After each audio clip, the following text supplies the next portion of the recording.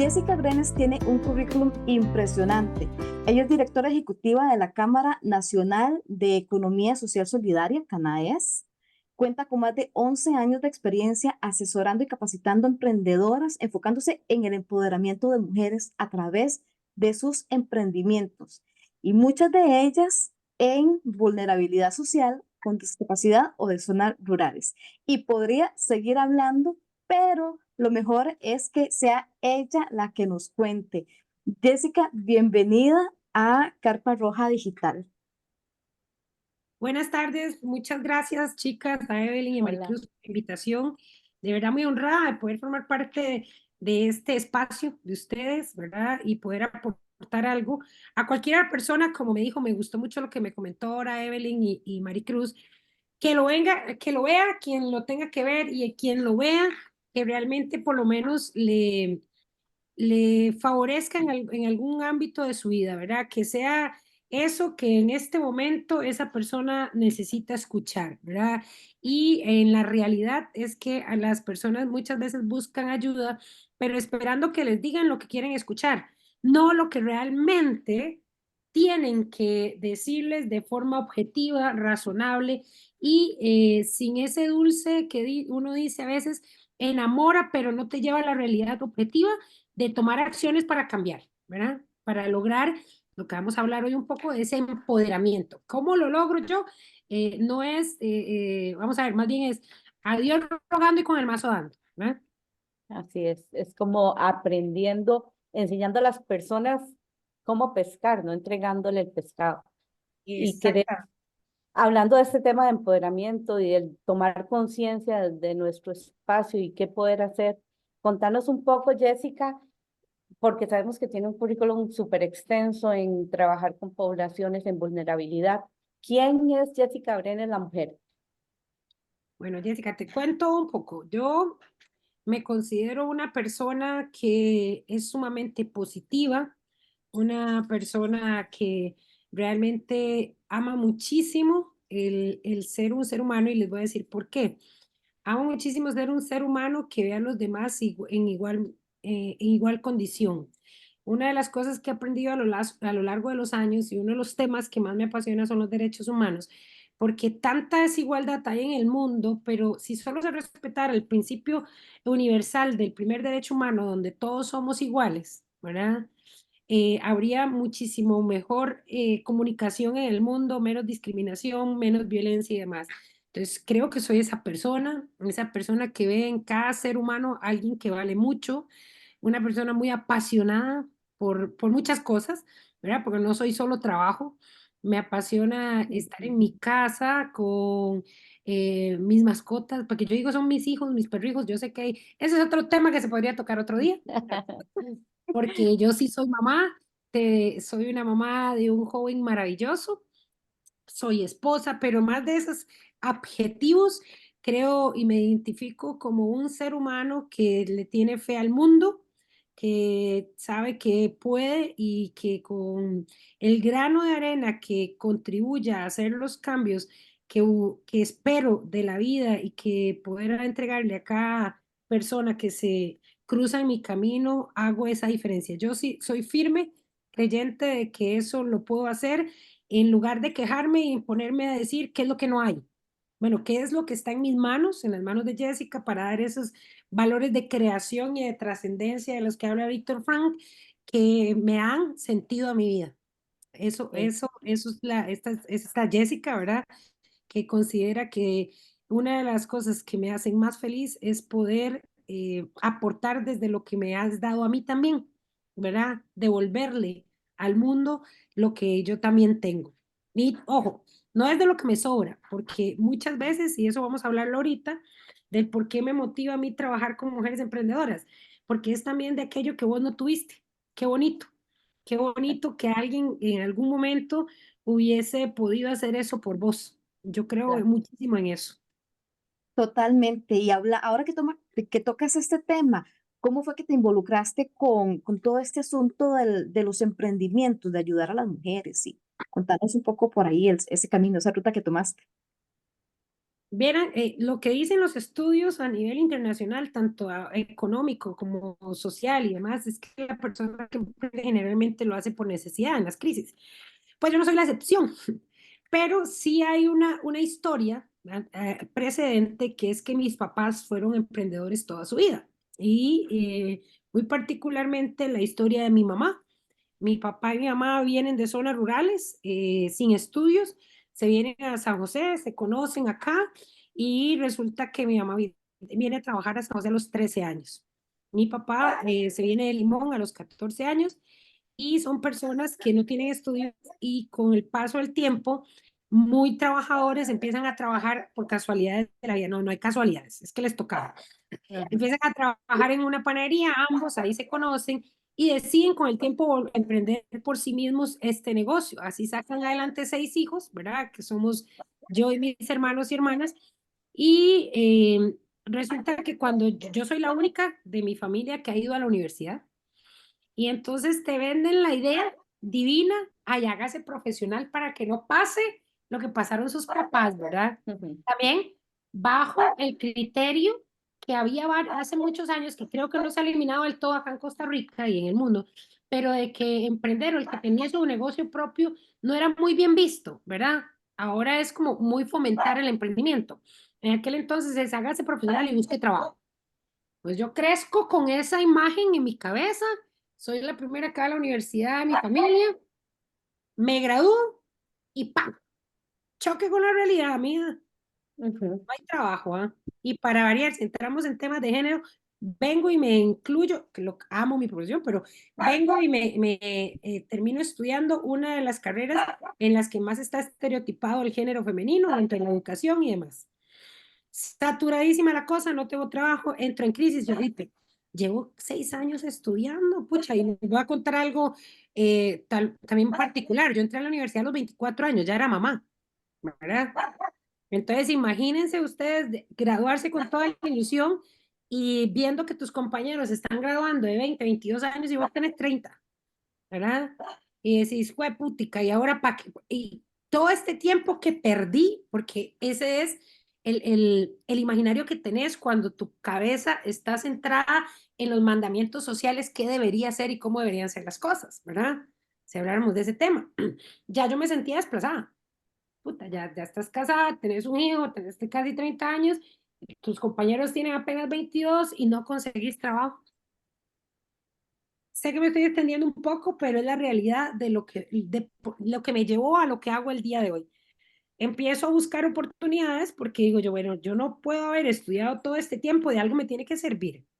Y viene ese espíritu emprendedor que ya tenía gracias a mis padres, porque de hecho para ir a la universidad yo vendía repostería de casa en casa, hacía budín, andaba los fines de semana con mi bebé, todos mis compañeros de la universidad que me conocen, se acuerdan de mí, yo iba con mi bebé a la universidad, él dormía a un ladito mío, ¿verdad?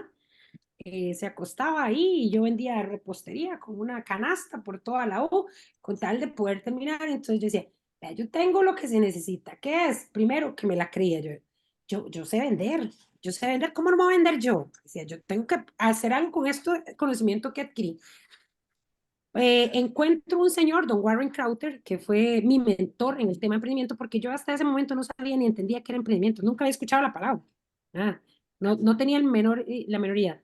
Conozco a don Warren, un señor estadounidense maravilloso, que él tenía una fundación que se llamaba Promana 21. En Promana 21 él trabajaba el tema de género y empoderamiento, además del emprendimiento. Yo le presento una propuesta a él, lo conozco, una compañera me lo presenta, lo conozco y me dice, presente, hágame una propuesta de aquí a mañana, de qué podría trabajar usted conmigo. ¿Qué sabe usted que usted me pueda vender a mí, que yo puedo utilizar en la fundación? Señora, yo me vengo para mi casa y me siento frente a la computadora y digo, ¿qué carajos voy a presentarle a este señor? Pues empiezo a hacer una rebuscada de todos los trabajos universitarios que ha presentado. Yo, claro, aquí está, ¿qué es lo que a mí me gusta? A mí me gusta trabajar con las mujeres el tema de que no la violencia, me gusta trabajar el hecho, porque yo estudié el tema de trabajos no tradicionales, ¿verdad? Cómo se dividen los roles del trabajo, de incluso terminé haciendo mi maestría en orientación laboral precisamente por eso, ¿verdad? Cómo la sociedad distribuye los roles de que en qué podía trabajar una mujer y en qué podía trabajar un hombre. Y yo le hago una propuesta a Warren y bueno, ahí empezamos a trabajar en esa línea y me meto con él de lleno a ir a giras a zonas rurales, a trabajar en pueblos muy vulnerables socioeconómicamente y él me empieza a enseñar qué es emprendimiento. Y yo primero decía, pero ¿con qué se come esta carajada? ¿Qué es esto? Y curiosamente, una de las primeras charlas que yo di fue al respecto del autoconocimiento. En orientación es lo primero que nos enseñan. Yo estudié orientación. Y entonces, cuando la gente empezaba a reaccionar y a autoconocerse, ¿verdad? Saber cuáles eran sus habilidades y más, él me decía, ¿ves? Eso es empoderar. Y yo, ¿cómo? Claro, usted siente que es muy fácil que la gente sepa para qué es buena, pero no es tan fácil. Con los años me he dado cuenta que es una realidad, ¿verdad? Que muchas personas andan en automático por la vida y nunca se hacen una pregunta de, o se genera un real autoconocimiento de llevar a conocer en qué habilidades tienen, en qué son realmente buenos y cuáles oportunidades de mejora tienen. Entonces son personas que se estancan por el resto de su vida, entran en zonas de confort, pero a veces no tan confort porque es un desconfort constante, que son las personas que escuchas de por vida haciendo cuestionamientos de que la vida ha sido injusta con ellos y con ellas, ¿verdad? Podría contarles más de cómo llegué a todo eso, pero Sí. es la principal forma de cómo llegué al tema de emprendimiento. Es muy rico escucharla, de verdad, porque es cierto, a veces pensamos de que estos temas la gente lo sabe, pero la gente no lo sabe. Y precisamente por eso estamos en Carpa Roja Digital hoy compartiendo con Jessica. Aparte de todo lo que nos has contado, en el transitar de este camino de emprendimientos, ¿has podido tener alguna historia que te ha motivado para dar ese apoyo a las mujeres o algo que digamos, es que esto me motiva porque el trabajar con mujeres que están en vulnerabilidad, eso nos ayudaría como a tener una idea por qué has enfocado el trabajo en mujeres, en el género femenino? Mira, eso es algo muy importante en mi vida. Como les comentaba, mis papás fueron emprendedores desde siempre. O sea, yo nunca conocí a mi papá, a mi mamá que tuvieran un empleo remunerado. Ellos siempre tuvieron una panadería, se esforzaron muchísimo, pero, no quiero dejar en mal a mi papá, ¿verdad? Pero la realidad es que dentro de la sociedad patriarcal en la que vivimos, él era el dueño de todo. Él era el que manejaba todo, pero a la que yo veía trabajar todos los días incansablemente era mi mamá. Somos 6 hijos, ¿verdad? Mi mamá se levantaba en la madrugada, igual que mi papá, a las 2 de la mañana, a ayudarle a hornear y todo el pan. E igualmente a esa hora se ponía a lavar la ropa, a cocinar y demás, a hacer las cosas multitasking, ¿verdad? La señora, ella no sabe la capacidad que tenía. Si yo conociese en este mundo ahorita a alguien que tuviese la capacidad que tenía mi mamá para trabajar como trabajaba en ese entonces, yo le digo, mamá, con el empoderamiento que tienen las mujeres ahora, usted se hubiera hecho multimillonario, ¿verdad? Porque era una cosa exagerada, pero también creo que era una forma muy explotadora, por así decirlo, de vida. Una mujer con 6 hijos que trabajaba de 2 de la mañana a 12 de la noche, dormía literalmente 2 horas al día, donde no se le permitía, porque mi papá era un hombre muy machista, sumamente machista, los últimos años de su vida lo cambió, pero mi mamá era una mujer que no podía tomar decisiones. Y yo decía, pero ¿cómo carajos, aún yo pequeña? Yo decía, pero ella trabaja igual, porque mi mamá nunca tiene plata, ¿verdad? Porque había que pedirle todo permiso a mi papá, de lo que fuera. Entonces, y yo tengo un hermano gemelo, un varón, ¿verdad? Entonces, había esa disparidad muy, muy visible, donde al tener la misma edad, ambos, pero había una forma de cómo se le trataba a él y otra a mí. Y yo decía, bueno, pero ¿por qué? ¿Verdad? Yo creo que desde pequeñita cuestionadora, yo, pero ¿por qué él sí? Y yo decía, pero no tenemos ninguna diferencia. Vamos, yo no la veía de niña. Entonces, cuando yo empiezo a crecer y a ver, porque el hecho de por qué mi mamá tenía que pedir permiso para salir, por qué mi mamá no podía decidir qué hacer con su dinero, a pesar de que trabajaba montones, yo digo, esto no está bien, ¿verdad? Y de hecho, yo fui al colegio de noche, yo me gradué del José Joaquín Jiménez Núñez, de hecho ni me gradué, debí mate y tuve que pagarlo por madurez, esa es la realidad. Pero yo decía, ¿cómo puede ser posible que alguien trabajando tanto y haciéndose responsable de todas aquellas cosas que ella hacía, porque mi papá, si bien era muy trabajador, pues no hacía nada de la casa, nada. Y eso es otro tema que otro día podríamos hablar, señoras, de la corresponsabilidad familiar y social, ¿verdad?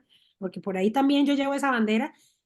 ¿Por qué? Porque era lo que yo vivía en mi casa y me empiezo a ser más consciente cuando tengo como 12 o 13 años de que las mamás de mis amigas viven lo mismo, de que están pasando exactamente por lo mismo.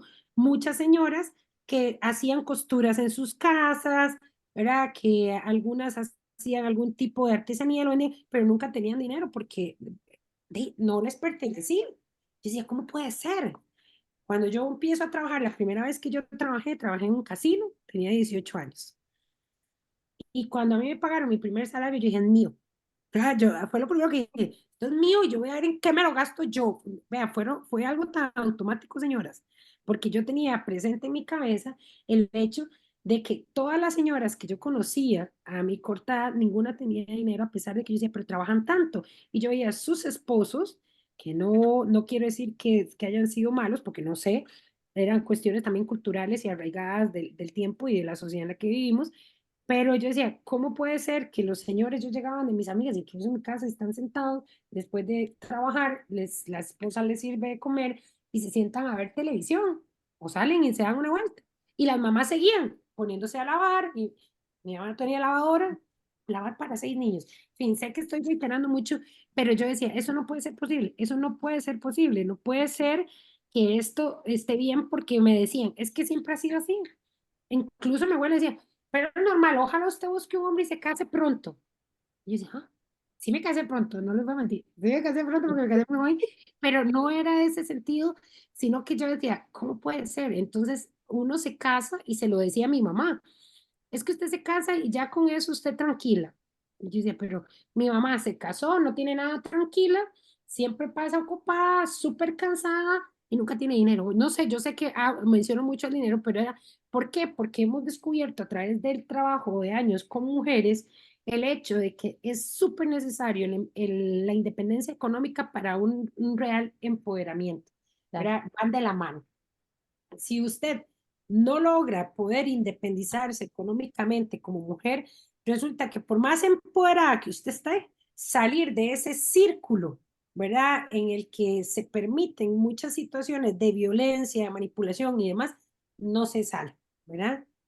Por eso es que se trabaja o trabajamos mucho, y lo digo por los diferentes compañeros que trabajan conmigo, pero en mi caso personal, en lo que yo soy especialista es de trabajar en el tema de empoderamiento, género y habilidades blandas. Y es que en la medida que nosotras, las mujeres, empezamos a autoconocernos, a vernos de todo eso que somos capaces, porque a mí me ha pasado mujeres que van a cursos míos, me dicen, no, es que yo no sé hacer nada, dice, yo soy ama de casa. Yo, ¿qué? Así es. Ujú. ¿Cómo que usted no sabe hacer nada? Le digo, la reto a que le diga a cualquier persona que usted conozca que nunca haya tenido la responsabilidad de un hogar, que vaya y limpie su casa como usted la limpia. Porque al menos yo, si yo no lo hago, yo tengo que buscar a alguien y le tengo que pagar a esa persona, no llegan a hacérmelo gratis. Por Lo supuesto. que usted hace vale dinero. Incluso hace un tiempo hicimos un foro sobre la economía de los cuidados con una especialista de la Universidad Nacional, Roxana Morales. Ella presentó, y quiero que, ¿sabes por qué les digo este dato? Porque quiero que toda mujer que vea este programa lo sepa.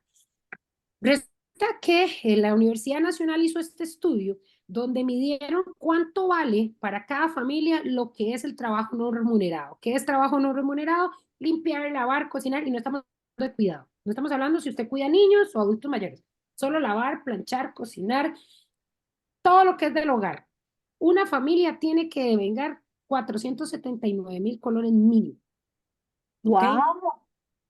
Exactamente. Entonces, yo le digo a cada señora, haga de cuenta que en su hogar usted ni es mantenida, hace muchísimo y tiene muchísimas habilidades, porque el hecho de mantener una casa ordenada es como mantener una empresa, ¿verdad? Y administrar los gastos también. Me robaste las palabras de la boca, Beli. El hecho de lo buenas administradoras que son, cómo administran el presupuesto para que en la casa no hagan falta las cosas, para que darle prioridad a lo que realmente necesita la familia con el presupuesto que hay. Entonces le digo, vean el montón de habilidades que ustedes tienen y cuánto vale su trabajo ya visto. Y muchas le toman fotos y dicen, no lo puedo creer. Y le hago, entonces haga cuenta que esos 479.000 colones son los que usted aporta a su familia y que tienen un poder muchísimo más grande de si usted los diera económicamente en especie. ¿Por qué? Porque usted no le queda nada en el bolsillo. Y no Cuando una... solamente eso, que ahí Ajá, quiero hacer una nota que es muy ujú, importante. Muchas de esas mujeres que están ahí no están cotizando para su pensión. Si llega a faltar el esposo, quedan en un alto riesgo de entrar en un círculo de pobreza, porque no tienen total. seguro social, no tienen cuotas obrero-patronales y por lo tanto quedan expuestas ¿Viste? a quedar, sí. Y vamos a Entonces, ver, también hay un, dentro del mismo sistema patriarcal en el que vivimos, el que se dice, bueno, si es la esposa, muere y le queda el 90% de la pensión de su marido. Vamos a ver, 90%, asumiendo que su marido fue responsablemente toda su vida, que responsablemente toda su vida haya cotizado para la caja. Y si no lo hizo, ¿verdad? Que fue el caso de mi mamá, ¿verdad? Vean, ujú. siempre hay un trasfondo y más adelante vamos a hablar un poco de la niña interior, del por qué a mí me gusta tanto trabajar este tema y con las mujeres, ¿verdad? Porque en el caso de mi mamá, mi papá enferma, claro, cambió muchísimo cuando enfermó, todo bien, se animaron todas las esperanzas, yo lo amé con todo mi corazón, pero durante todos los años, como ellos siempre fueron emprendedores, ella quería hacerlo y era el que manejaba la plata y decía, no, eso es un gasto, no, ¿eso para qué? No, ¿qué pasa? Que cuando mi papá se enferma, se empieza a pagar, bueno, ya tenía algunas, y al final queda la pensión mínima, mínima, mínima, ¿verdad? Entonces, si no fuese por la buena cabeza de mi mamá, que ella de alguna u otra manera logró mantener el negocio, pagar la casa, porque eso lo hizo ella, porque a mi papá no le importaba, ¿verdad? Entonces, ¿qué pasa? Ella viene y dice, le queda la pensión, pero Evelyn y Maricruz, la pensión cuando es mínima, haga de cuenta que la persona recibe menos de 100.000 colones por mes. Por eso es tan importante para mí, en un sentido de realidad de lo que me ha motivado a trabajar con las mujeres y que entiendan que cada cosa que hacen es importantísima para su independencia socioeconómica y que eso es lo que realmente les lleva a poder pasar de la subsistencia a la empresariedad. Cuando una mujer entiende esto, ¿verdad? Lo importante que es valorarse y cómo se valora cuando tiene ese autoconocimiento y se sabe que son importantes, que son valiosas y que cada cosa que hacen es de sumo valor, ¿verdad? Así Y de es. hecho, esto me hace pensar en otra pregunta que conecta precisamente con lo que estás hablando y es por qué, el por qué es realmente tan importante empoderarse a través del autoconocimiento. O sea, cómo es que si yo me conozco a mí misma, esa es como la base para llegar a empoderarme, porque nosotros acá en el canal Jess, tenemos bastante material, hemos podido hacer varios videos en donde hablamos de temas de autoestima, de temas de las emociones, que si de verdad tenemos uno de los programas que si la tóxica soy yo, de repente soy yo la que tiene patrones tóxicos, cómo reconocerme a mí misma, porque no solamente son flores y cositas bonitas, tenemos que ver también nuestra sombra. Y qué importante, y nosotros lo hemos podido ver también que las personas tienden como a ver malos programas que les dé como esas soluciones, qué bonito el Ikigai, qué bonito el Kaizen, pero cuando les tocan esa fibra, Sí. ahí son como, uy, no, yo no quiero meterme como por ahí porque seguramente me van a decir lo que yo sé que tengo, pero no lo reconozco. Entonces, qué tan importante es que venga otra mujer que trabaja con mujeres y que reafirme lo que Evelyn y yo hemos estado conversando acá a través de ya casi, pues, 10 meses tenemos aproximadamente de la importancia que es el autoconocimiento, del qué tan importante es realmente saber quién soy yo, cómo soy, qué me gusta, qué no me gusta. Eso para poner límites. Entonces, a ver, ¿por qué desde tu punto de vista, desde tu experiencia, por qué es tan importante el autoconocimiento para alcanzar el empoderamiento? Bueno, Maricruz y Evelyn, el autoconocimiento viene a ser uno de los pilares para poder tener empoderamiento, porque es la única forma de poder comprender lo valiosos y valiosas que somos en el sentido de ese reconocimiento de todas las habilidades que tenemos, de aquellas fortalezas que nos hacen ser quienes somos, inclusive conocer cuál es nuestro carácter, cuál es... son aquellas virtudes que tenemos e igualmente reconocer cuáles son las oportunidades de mejora que tenemos. Pero no es hasta que nos autoconocemos que hacemos ese trabajo de introspección, pero se dice fácil y rapidísimo, así, entonces yo voy a ir a anotar en un cuadernito, bueno, ¿para qué yo soy buena?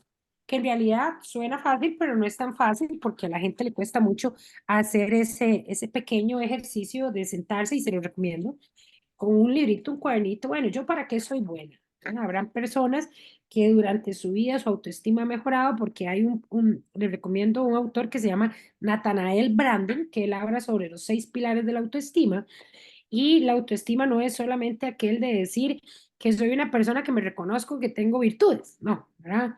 Está el tema de la autoafirmación, el tema del autoconocimiento, ¿verdad? La autorrealización, de hecho, él habla de los 6 pilares de la autoestima, y con cada uno de ellos, inclusive el vivir con propósito, vivir conscientemente, ¿verdad? Entonces es un trabajo largo, no es ya, me autoconozco porque dije que soy buena cociendo, porque soy buena cocinando, porque soy buena mamá, porque soy, así ya me autoconozco, ya soy para todo lo que soy buena, no, ¿ok? El autoconocimiento es este camino que me lleva a reconocer todas aquellas habilidades, como digo, que tengo, aquellas oportunidades de mejora para reconocer, bueno, vamos a ver, una vez que yo llego a esa introspección que es dolorosa para muchas personas, ¿verdad? Conlleva a un trabajo de confrontación con la realidad, ¿verdad? El autoconocimiento. ¿Por qué? Porque no somos perfectas ni perfectos, nadie lo es. Entonces, el autoconocimiento te lleva a esa confrontación de lo que escriben algunos autores, entre ellos Víctor Frank y también este señor Nathanael Branden, el hecho de vivir conscientemente. Y entonces vivir conscientemente es tener en el radar de la realidad de lo que pasan las cosas a pesar de la interpretación que yo le doy. Es ser lo más objetivo posible. Y es vivir conscientemente entre las cosas que a mí más me gusta de este término para el autoconocimiento, es el hecho de no culparme, sino responsabilizarme por las cosas. Y no simplemente ver un reflejo y decir, Maricruz, es que Maricruz es mi amiga, poniendo un ejemplo fácil o sencillo, es mi mala influencia, es por culpa de ella que yo siempre termino yéndome a bailar, o porque es culpa de mis hijos que yo termino gastando toda la plata innecesariamente y teniendo esas tarjetas de crédito hasta el tope. Es por culpa de mi mamá que necesita tanto que yo la ayudo, entonces es culpa de ella y las circunstancias de que yo tenga las deudas hasta, ¿verdad? Más no poder. Eso significa no vivir conscientemente. Y ustedes dirán, ¿qué tiene que ver? Eso es autoconocimiento. Hasta que yo vivo conscientemente y empiezo a hacer una introspección que me lleve a entender y detectar por qué llego yo a esas conductas, puedo entonces trabajar en esas oportunidades de mejora y decir, bueno, esto no es culpa de mi mamá. No, no, no, no. ¿De quién es la tarjeta? ¿De quién es? En serio, ¿de quién es? Suya. Pero es que si no lo doy se va a morir. Estamos hablando de las deudas y de la realidad, de vivir conscientemente, y eso es autoconocimiento. Y estoy hablando solo de un pilar, ¿verdad? Del autoconocimiento, ¿verdad? De uno de los pilares, perdón, de la autoestima. ¿Por qué? Porque la autoestima no está hecha solamente de reconocer y decirme palabras bonitas. Eso digamos, yo lo reconozco y estos autores también hablan de la pseudoautoestima, que a nivel de igualdad matemática es igual que la baja autoestima, la pseudoautoestima. La persona que nos vende mucho ahora, y no quiero hablar mal de nadie, pero hay muchas, vamos a ver, personas ahora que se les llama motivadoras, ¿verdad? Que se les llama coach. Dice, soy coach de vida. Muy bien, por experiencias las personas pueden motivar a otras, pero tener ese conocimiento real de cómo llevar un proceso para que esta persona realmente llegue a hacer cambios cognitivo-conductuales en su vida, tiene que haber un conocimiento real, porque si no abrís heridas en las personas que después quedan ahí o peor, se autoengañan. Porque entonces te dicen, póngase frente al espejo, porque esto es el autoconocimiento y empoderamiento. Póngase frente al espejo y dígase qué linda que es usted, qué bella que es, soy poderosa, soy fuerte. Eso es cierto, las palabras ayudan, pero como les dije anteriormente, es a Dios rogando y con el mazo dando. Yo no puedo pararme simplemente frente al espejo y decir, soy hermosa, soy preciosa, soy poderosa, yo puedo, pero no he arreglado todas esas cosas que vienen desde atrás, desde muchos años, desde el día que nací, que no las trabajo y siguen generando obstáculos en mi vida para que yo avance. Porque no basta con ponernos frente al espejo, no basta con decirnos que somos hermosas y poderosas. Es más, siempre se ha dicho a lo largo popularmente que las acciones son las que hablan. Usted, del dicho al hecho hay mucho trecho, ¿verdad? Sí, ¿Cómo me empodero yo? Cuando yo puedo generar ese autoconocimiento y puedo tener la fortaleza de poder confrontarme a mí misma, de hacer ese espejo y decir, sí, mira, yo no soy perfecta. Y esto no es para culparme, ni es una forma de querer decir que soy menos, porque vamos a ver, cuando estamos hablando de esto, muchas personas caen en el tema de la victimización, en el tema de ponerse a, bueno, y ojalá, sí, perdón, pero si es una persona que ya viene con baja autoestima, ¿verdad? No, yo no sirvo para nada. No, eso es otra cosa. Eso es por eso es que hay que trabajarlo, porque eso es baja autoestima y hay que trabajar en ese sentido y la persona generalmente que tiene baja autoestima no lo sabe, ¿verdad? Y si las personas no trabajamos en ese autoconocimiento, no pasamos a llegar a cumplir lo que queremos. Entre muchas de las cosas que se habla sobre el tema del autosabotaje, por ejemplo, señoras, es esa falsa autoestima, una de las razones del claro, autosabotaje. La procrastinación, ciertas cosas de falta del autoconocimiento, de saber a qué le tengo miedo. ¿Por exacto. qué procrastino? ¿Por qué? Porque yo le tengo miedo a algo. Me han dicho durante toda mi vida que el que nace para maceta no pasa el corredor, por ejemplo. Que me han dicho el hecho de, sí, usted es lindísima, así que aproveche lo bonito, porque con el cerebro no se gana nada. De todas las miles de expresiones que ustedes pueden imaginarse, yo sé que alguna persona aquí que nos escuche las ha pasado. Entonces, autoconocimiento es realmente inclusive más allá de reconocer todas las fortalezas, cuáles son mis oportunidades de mejora, pero para conocerlas y ponerlas en un armario porque no las quiero confrontar no me sirve de nada. ¿Qué voy a hacer con esto una vez que ya realmente lo identifico? Ok, cuando yo hago consciente lo inconsciente, es una de las mejores formas, por ejemplo, de dejar de autosabotearme.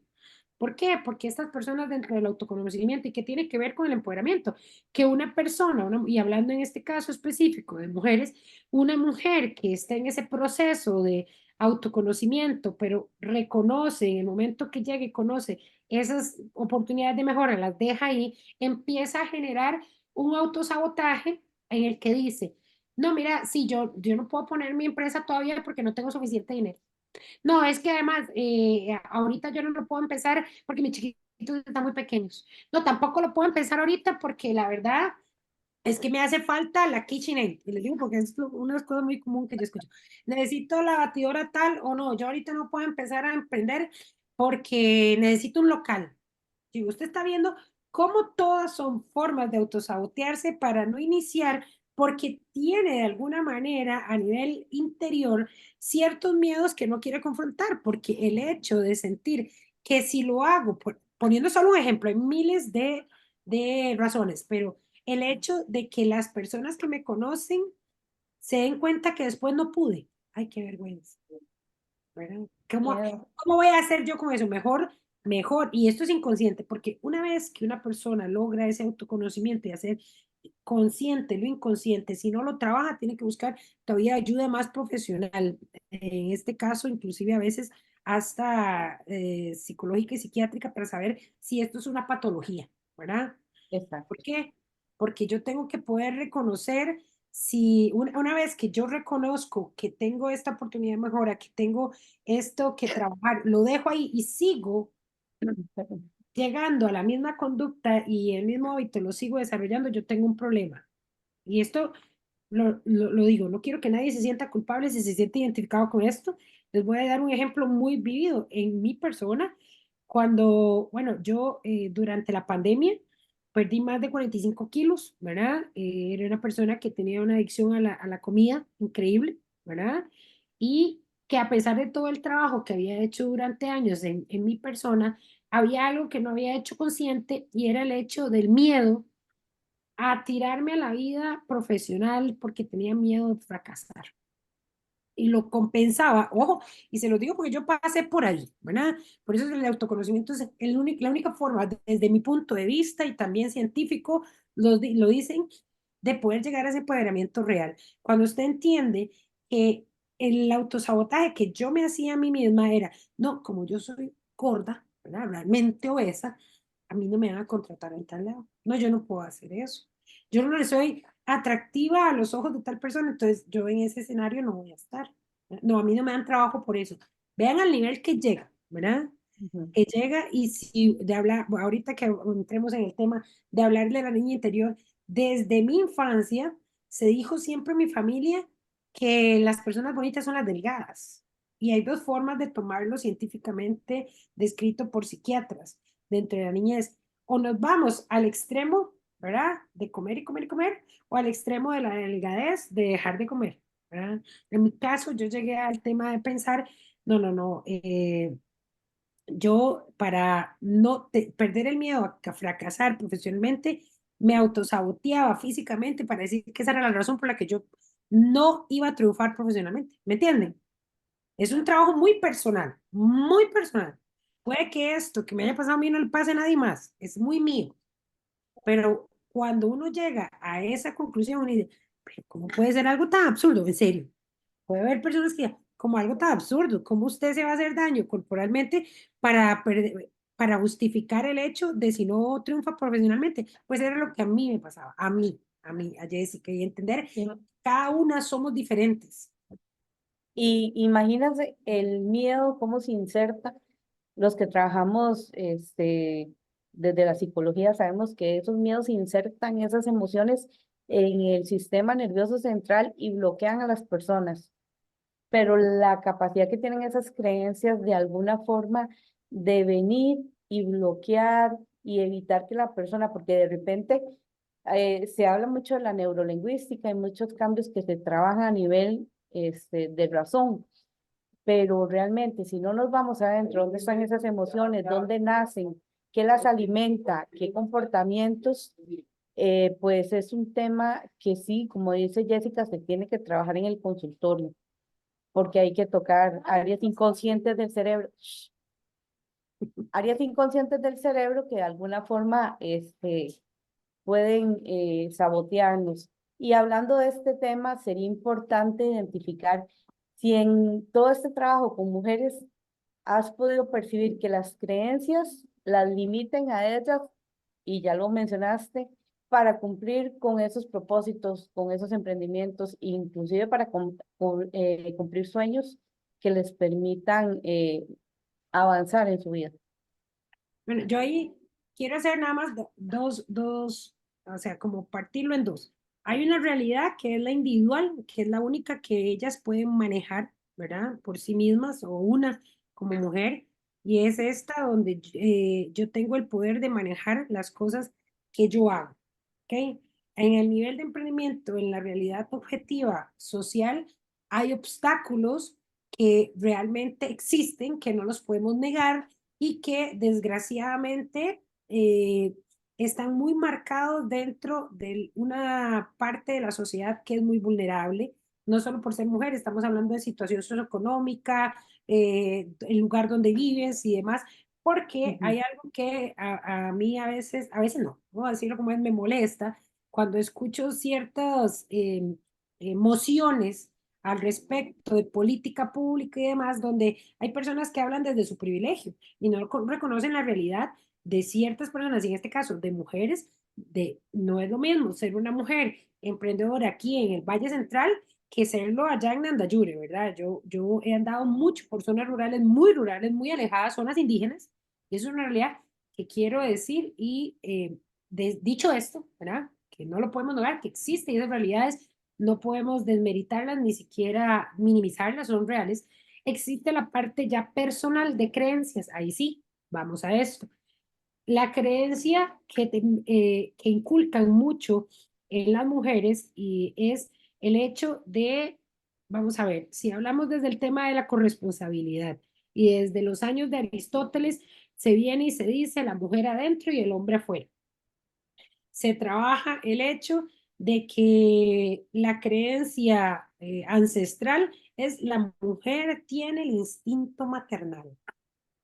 Número uno, ¿ah? La mujer, dentro de las creencias, porque se ha mostrado, son creencias, son pensamientos, son roles que también se han destinado a nivel social, y es, la mujer es delicada, es dulce, ¿verdad?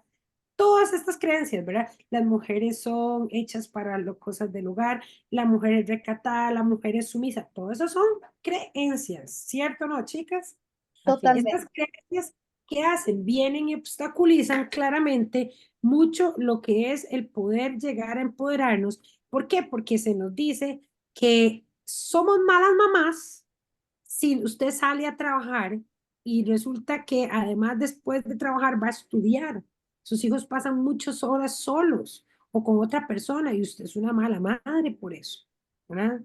A donde usted se le dice que usted es una mala mujer porque después de llegar del trabajo usted no quiere cocinar, pero la creencia es que usted tiene que hacerlo.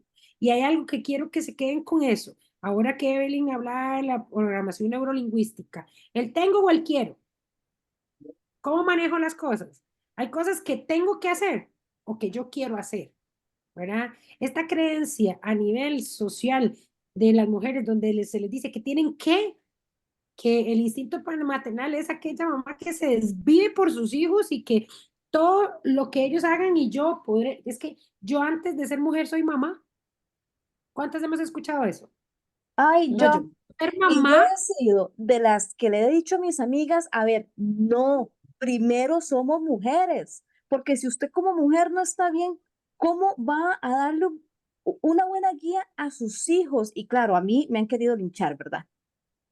Y ahí vamos de nuevo a mucho de las creencias en el sistema patriarcal que llevan a las mujeres también a pensar el hecho de esta creencia de, digamos, tengo que ser tan dulce y arraigada y yo no debo de dejar de ser la mejor mamá porque primero mamá y después mujer, o ir al otro extremo, primero mujer y después veré, sin reconocer que estas creencias se van multiplicando en el pasar de los años con nuestros hijos e hijas y seguimos reproduciendo, ¿no? Entonces es lo que incluso hay la teoría de un mago que habla al respecto de por qué cómo elegimos pareja como la elegimos. Viene arraigada de las creencias de la niñez y de los grupos de personas que estuvieron a nuestro alrededor, dígase padres, madres, abuelos, los responsables de nosotros, de ese sentir o de esa forma de actuar de cómo elegimos hasta pareja. Está ligadísimo a esa creencia que nos es inculcada desde las edades más jóvenes de pensar que así deben de ser las cosas. Y en el caso del empoderamiento de la mujer, viene acompañado de todos estos roles que se convierten en creencias, de todo este sistema, y así, valga la redundancia, de creencias donde deben de cumplir roles específicos y si se salen de ese esquema, rompe el paradigma, pero para mal, porque entonces es señalada. ¿Y esto cómo se hace para que sea sostenible en el tiempo? Solamente trabajando en una misma.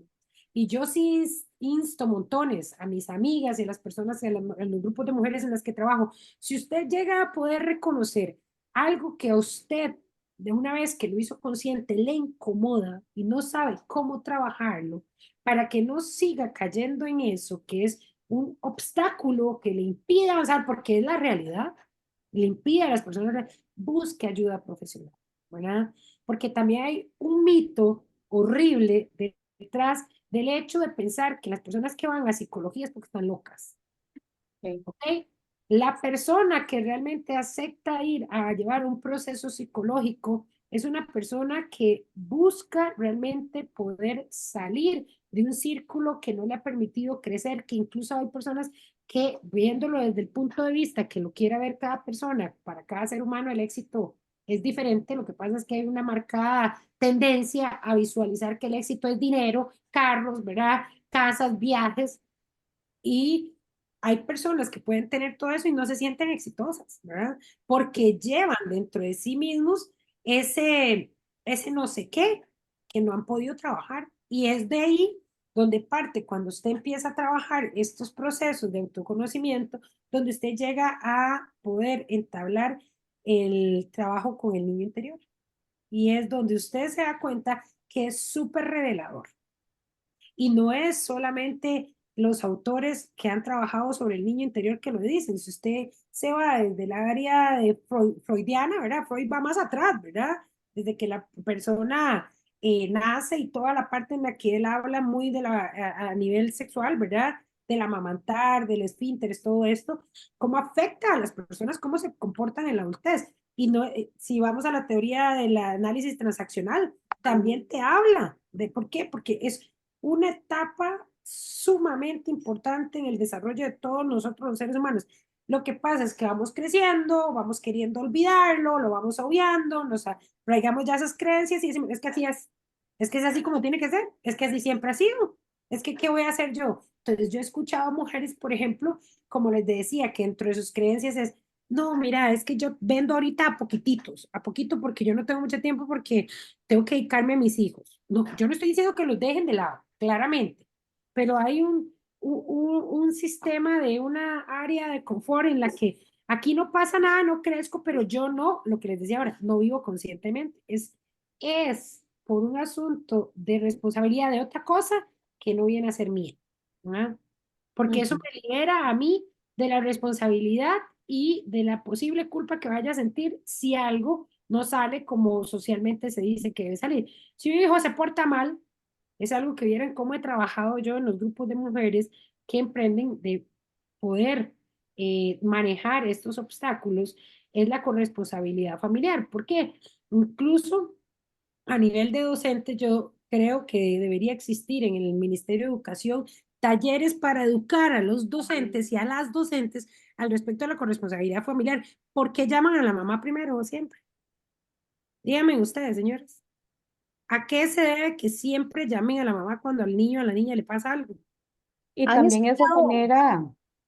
eso genera que el hombre se desvincule del rol de cuidador, que a la larga le genera efectos nocivos cuando esa persona sale de su etapa laboral, tiene que estar en la casa y no sabe cómo establecer una relación sana o nunca estableció una relación sana. Entonces el hombre también sufre en Exacto. esos procesos porque está Exacto. desvinculado.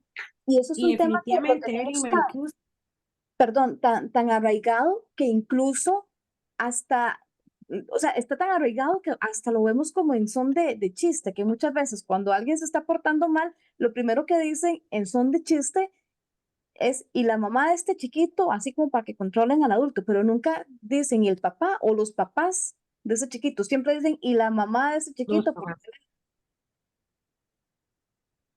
Exactamente. Entonces, en definitiva, las creencias son uno de los mayores obstáculos para que las personas lleguen a ese autoconocimiento real. ¿Por qué? Porque puede estar llevando ese proceso de autoconocimiento, pero la persona tiene tan arraigada esa creencia que no deja ver la oportunidad que tiene de mejora o de cambiar, o inclusive ni siquiera nunca llega a ver que lo que está pasando o cómo hace ciertas cosas están mal. Y se lo digo porque es súper durísimo cuando trabajas con una mujer en condición de violencia y sus creencias, la creencia arraigada que tiene en su cabeza y que no es un tema de culpa, ¿verdad? Porque hay un tema de manipulación y demás de la persona que es la agresora, ¿verdad? Hacia a la víctima, pero si te vas más atrás, no es dependencia de esta persona hacia este agresor o agresora no inició cuando inició la relación con ese otro adulto, viene desde atrás de las creencias que le hicieron a esta persona llegar a tomar la determinación consciente e inconsciente de formar una relación con esa persona a pesar de que las alarmas se veían por todo lado, ¿verdad? Las banderas rojas levantadas y Vamos a ver, estamos hablando de condiciones como las adicciones a droga, alcohol, creencias como yo he escuchado en el consultorio de mujeres que la mamá le decía, es que la mujer le tiene que aguantar todo al hombre, Exacto. porque él es el que le está dando lo que mencionabas anteriormente, le está Ujú. dando techo, comida y cómo lidiar con esas creencias instaladas que te las está diciendo una figura de autoridad como la madre. Total. Y eso al respecto de que siempre influye a nivel personal, pero y aquellas que están directamente hacia la persona, donde los papás le dicen a una hija o un hijo, mire, en esta vida la gente como nosotros, porque lo dicen así como nosotros, no, el que nace maceta no pasa del correo, ¿verdad? Pero, Eso es una creencia. Entonces, la persona llega al punto donde a pesar de tener muchísimas habilidades, no se visualiza. Yo soy orientadora, de base es lo que yo estudié, lo primero, orientación. Y cuando estás llevando a cabo un proceso de desarrollo de orientación vocacional, hay personas que no se ven. Si trabajas con adolescentes en el colegio, ellos no se ven en la universidad, no se ven. O sea, ellos sencillamente en su cabeza ni siquiera han pensado nunca en ir a la universidad ni nada. Yo no estoy diciendo que que todo el mundo tenga que ir a la universidad y que eso es la gran cosa, no, no. Pero ni siquiera lo han pensado. ¿Por qué? Porque la creencia desde el hogar donde vienen, por eso tan importante trabajar el niño interior o la niña interior, es el hecho de que aquí todos en la casa, aquí nadie ha ido a la universidad. Aquí todos, su papá es guardia de seguridad y su mamá trabaja en casas y usted, si puede conseguirse en una fábrica, ya la hizo toda. claro, Mire, y los jóvenes te hablan así, dicen, no, no, no, es que mi casa por fin me lleva a la universidad, yo lo que necesito es, ahora está muy de moda, me dicen mis colegas, y, no, yo lo que necesito con que me contraten en un call center, ya yo estoy bien, ¿verdad? Usted dice que tiene que ver todo eso con lo que están hablando ahorita, el empoderamiento y con el tema de las creencias, es que esas son creencias que nos meten, bueno, que traemos, ¿verdad? Y que tampoco son culpables nuestros padres, tampoco, esa es otra cosa del autoconocimiento y la importancia. La creencia de que se ha vendido a través de los años que los culpables de todo lo que nos pasa son los papás, también llega a ser una falacia. ¿Por qué? Porque es responsabilidad de los padres cuando estamos niños. Y sí, nos hicieron daño al decirnos tal y tal cosa, nos crearon diferentes creencias que llevamos dentro y que las multiplicamos y nos las interiorizamos y las ejecutamos.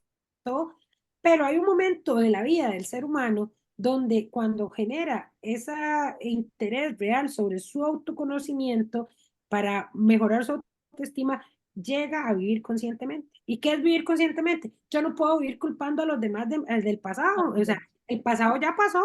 ujú, Ahora yo debo ser una persona capaz dentro de este desarrollo de mi oportunidad de mejora, de saber que yo no podía controlar eso. Por eso amo el niño interior y la niña interior. La niña, cuando usted trabaja la niña y el niño interior, llega un momento donde usted reconoce todo eso que en la niñez le lleva a ser como es hoy usted día, pero también a trabajar el hecho de eso se ya pasó. Vamos, yo abrazo a mi niña y le pido disculpas por lo que le tenga que pedir, le digo todo lo que la voy a acompañar y que eso sí, nunca más le va a volver a pasar. ¿Por qué? Porque yo ahora yo soy un adulto, yo estoy así, consciente y yo la voy a proteger de eso. ¿Ok? Entonces, vean cómo el hecho del autoconocimiento es para mí, y insistiré, el pilar más grande para el empoderamiento. Usted no es una persona empoderada hasta que usted no conoce todo eso que tiene que trabajar, de dónde viene. ¿Qué hago con esto? Y como les dije, ¿qué hago con esto una vez que lo descubrí? Bueno, no lo puedo dejar ahí. No es como levantarle el tapete, ¿verdad? Como las faulitas, ujú, levanto la alfombra y meto la basura debajo. No, por Dios, sí. porque eso se va a hacer una montaña, una pila y se va a desbordar. Y de hecho, por ejemplo, la inteligencia emocional nos habla que los pilares de la inteligencia emocional a nivel intrapersonal son el autoconocimiento, la autovalidación y la autogestión de mis emociones para poder llevarlo a la interpersonal, ¿verdad? Que es conocer a los demás, validar a los demás y gestionar a los demás. Entonces, el autoconocimiento, hay una frase que siempre mencionamos aquí en el programa que es de Joe Dispenza que dice que el conocimiento es poder, pero el conocimiento de mí mismo es empoderamiento. Exactamente, exactamente. Tal cual, no hay ninguna otra fórmula mágica. ¿verdad? Así es. Porque incluso pueden haber personas que usted en la calle, era lo que quería decirles, se me había pasado, porque hicimos el corte, de la pseudo autoestima, que según este autor, Nathanael Brander es igual a la baja autoestima, que es parte del autoconocimiento. Una persona no identifica si no tiene ese autoconocimiento. Y es aquella persona que constantemente te dice, ay, Evelyn Maricruz, vean, es que nadie tiene el pelo como yo, no ven, qué belleza. Ay, no, mira, es que yo tengo tantos grados académicos que ya yo no sé a dónde los voy a colgar. Y además de eso, mira, me compré ese carro, pero me hubiera podido comprar algo mejor, pero bueno, eso fue lo que me compré ahorita, pero el otro año lo cambio.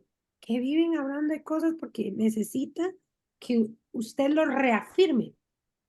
La persona con buena autoestima y sin autosabotaje es capaz de recibir un halago sin autosabotearse. Por ejemplo, ay, qué bonito se te ve el labial rojo, Maricruz.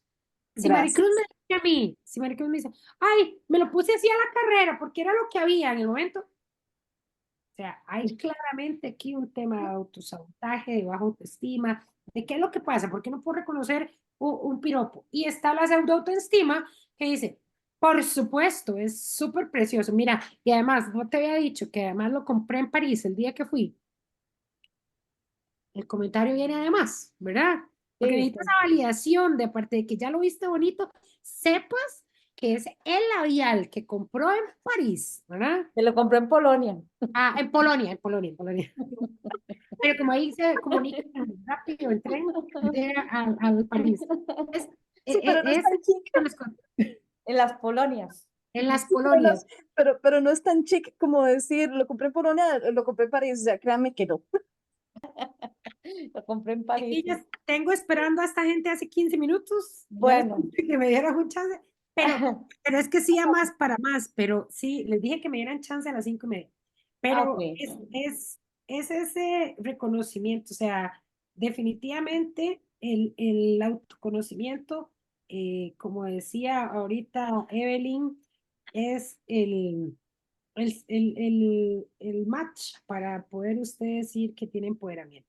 Estas personas que usted puede ver muy felices y incluso dentro del marco de lo que algunos pueden visualizar como exitoso, que tienen un buen trabajo y demás, pero habría que ver en sus relaciones interpersonales cómo están.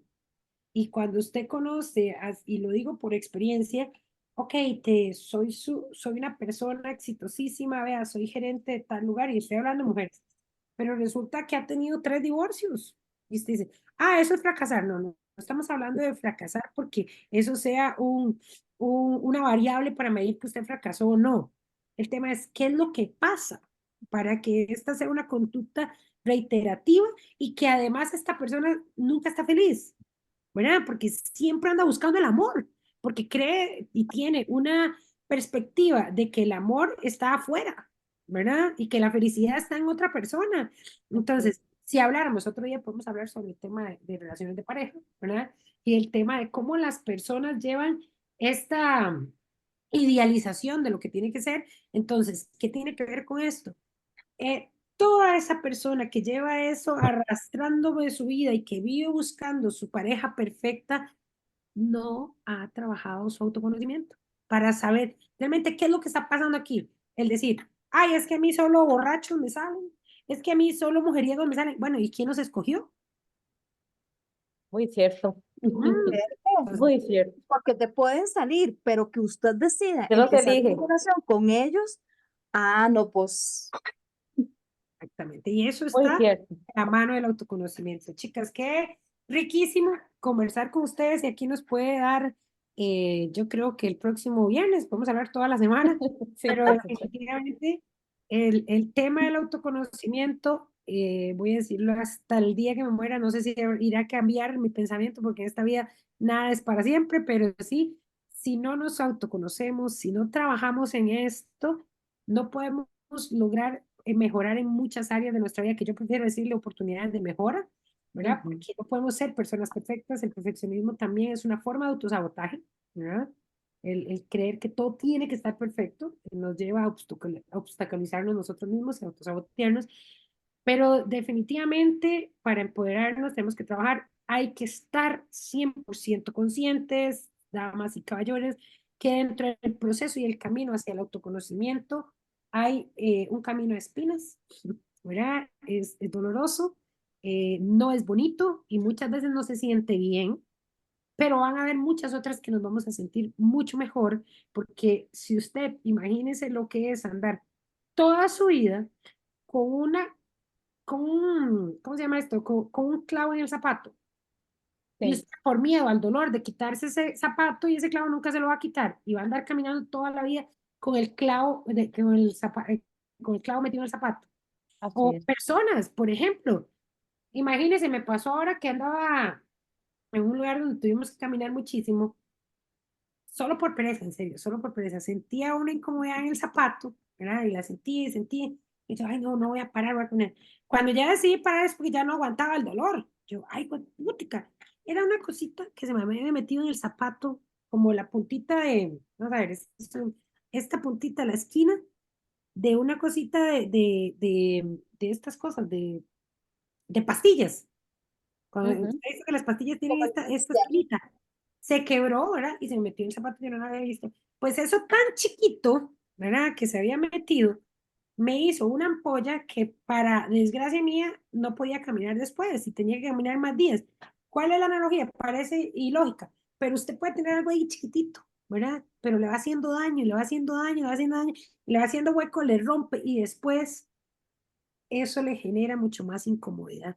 Pero el no parar, el de no detenerse para rebuscar debajo del zapato y encontrar cuál es el motivo que la está llevando a sentirse tan incómoda y muchas veces hasta dolida, pero no quiere aceptarlo, la hace seguir a pesar del dolor. Usted quiere seguir porque no se quiere detener, porque hay miedo de afrontar a qué es lo que hay debajo del zapato. ¿Mm? Así es. Entonces, Totalmente, Jessica, qué rico tenerla, de verdad que yo podría escucharla horas, o así, pero de verdad, a mí me dicen, Jessica va a dar una conferencia de 8 horas y yo digo, yo voy y la escucho las 8 horas completas, porque de verdad que información más rica y como nosotros decimos también en Carpa Digital, esto es un círculo aquí, nadie está más arriba, nadie está más al frente, todas estamos iguales. Entonces, la idea es que en esta comunidad nos vamos acompañando a ir explorando esas cositas diminutas que nos están haciendo daño, pero que es importante encontrarlas y quitarlas para que esa herida se cure y pues poder seguir caminando muchísimos kilómetros más. Y además de que pues no están solas, o sea, para eso estamos creando esta comunidad, para que sepan que si tienen que trabajar esas cosas, bueno, pues hay personas capacitadas que las van a tomar de la mano, que les van a dar el acompañamiento profesional como tiene que ser. Y aquí yo hago la aclaración, es porque yo sí soy bruja y esotérica y todo lo que quieran, pero yo soy muy de por derecho, o sea, yo no le digo a la gente, haz este ritual, no, o sea, hágase su acompañamiento profesional. Así que, Jess, de verdad, muchísimas gracias. Si alguien quiere estar en contacto con las organizaciones con las que ella trabaja, vamos a dejar la información en la Ujú. cajita de comentarios para que estén ahí pendientes y la invitación abierta para que muy, muy, muy pronto la tengamos por acá una vez más. Así que, claro que Bueno, sí. y yo, bueno, como decía Víctor Frank en una frase, cuando ya no podemos cambiar una situación, somos desafiados a cambiarnos a nosotros mismos. Y para eso es este programa de Carpa Roja Digital, haciendo un llamado al autoconocimiento como una herramienta para generar cambios en nuestra vida. Muchísimas gracias a todos los que nos han acompañado en este episodio de Carpa Roja Digital. Ha sido súper provechoso y desde acá les damos un fuerte abrazo, esperando que nos sigan acompañando en cada uno de estos episodios. Muchas gracias, Mari. gracias, muchas gracias a Jessica, gracias Machita por estar conmigo en esta aventura de autoconocimiento y empoderamiento de mujeres. De verdad que es muy rico y es muy satisfactorio y poder aprender de otras de las invitadas también nos encanta. Gracias a todos, un abrazo fuertísimo desde las colonias y un beso y que estén súper bien. Bye.